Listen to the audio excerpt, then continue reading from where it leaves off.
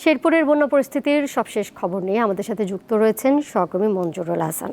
মঞ্জুরুল, শেরপুরের সার্বিক বন্যা পরিস্থিতি এই মুহূর্তে কেমন দেখছেন? বিশেষ করে নালিতাবাড়ির খবর আমাদেরকে জানাবেন। উদ্ধার ও ত্রাণ তৎপরতা কি বেড়েছে আগের তুলনায়? শেরপুরের সার্বিক বন্যা পরিস্থিতি জানাবেন, উদ্ধার এবং ত্রাণ তৎপরতার বিষয়েও জানতে চাই সবশেষ তথ্য আপনার কাছে। বিশেষ করে নালিতাবাড়ির কি অবস্থা এখন? দর্শক, আপনাদেরকে যেমন শুরুতেই জানিয়েছি যে টানা বৃষ্টি আর উজানের ঢলে দেশের অনেক জেলায় এরই মধ্যে বন্যা পরিস্থিতি তৈরি হয়েছে এবং অনেক জায়গায় আসলে অবনতিও ঘটেছে গত দুদিনে। শেরপুর, নেত্রকোনা, ময়মনসিংহের সার্বিক বন্যা পরিস্থিতির অবনতি হয়েছে। এই পর্যন্ত শেরপুরে 7 জন মারা গেছে। টানা বৃষ্টি এবং উজান থেকে নেমে আসা পাহাড়ি ঢলে শেরপুরে বিভিন্ন নদ নদীর পানি বেড়ে গেছে এবং নতুন নতুন এলাকাও প্লাবিত হয়েছে। হ্যাঁ, আমি শেরপুর জেলার যে দুটি উপজেলায় বন্যা পরিস্থিতি বর্তমান যে অবস্থা, বন্যার পানি নদীগুলিতে পানি একেবারে কমে গিয়েছে এবং এই পানি নিম্ন অঞ্চলের দিকে প্রবাহিত হয়েছে। নিম্ন অঞ্চলের মানুষ পানিবন্দী হয়ে পড়েছে। তবে আমি যে অঞ্চলটিতে রয়েছি এটা হচ্ছে ঝিনাইগাতি নালিতাবাড়ির একবারে উত্তর অঞ্চল এবং যেখানে দাঁড়িয়ে রয়েছে এখানে একটা সময় ব্যাপক পানি ছিল, প্রায় 10 থেকে 12 ফুট পানি ছিল।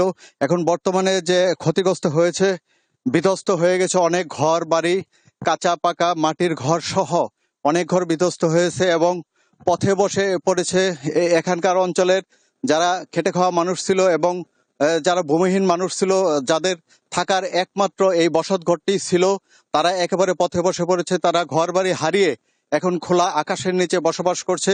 একদিকে তাদের বাড়িঘর হারিয়েছে, আরেকদিকে খাবার সমস্যাও রয়েছে। এখানে শুকনো খাবার হিসেবে ত্রাণ সামগ্রী যা বিতরণ করা হয়েছিল, গত শুক্রবার থেকে এই অঞ্চলে বন্যার যে ভয়াবহতা রূপ দেখা গিয়েছিল, গতকাল থেকে এখানে আস্তে আস্তে পানি কমতে শুরু করে এখন বন্যার পানি একেবারেই কমে গিয়েছে।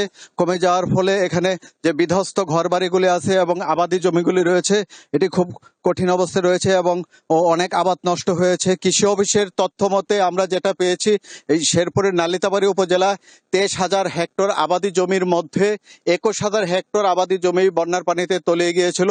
তবে উত্তর অঞ্চলের যে সকল জমিগুলি রয়েছে এই জমিগুলি কিছুটা রক্ষা পেয়েছে। সেখান থেকে বন্যার পানি নেমে নিম্ন অঞ্চলের দিকে প্রবাহিত হয়েছে। এখানে যে বেকিকুড়া গ্রামটি রয়েছে, এখানে অনেক মানুষ ঘর হারিয়েছেন। বেকিকুড়া গ্রামের আতাবার সহ মকবুল মিয়া, মুবারক, শাহজাহান, আনোয়ার সহ বাতকুচি গ্রামের রাজ্জাক রহমান, হজরত হামিদুল সহ সাজিদুল সহ অনেকেই বাড়িঘর হারিয়ে একেবারে পথে বসে পড়েছেন এবং তারা নিঃস্ব অবস্থায় দিন যাপন করতেছেন। আমার কাছে এই ছিল শেরপুরের ঝিনাইগাতি এবং নালিতাবাড়ির সর্বশেষ তথ্য।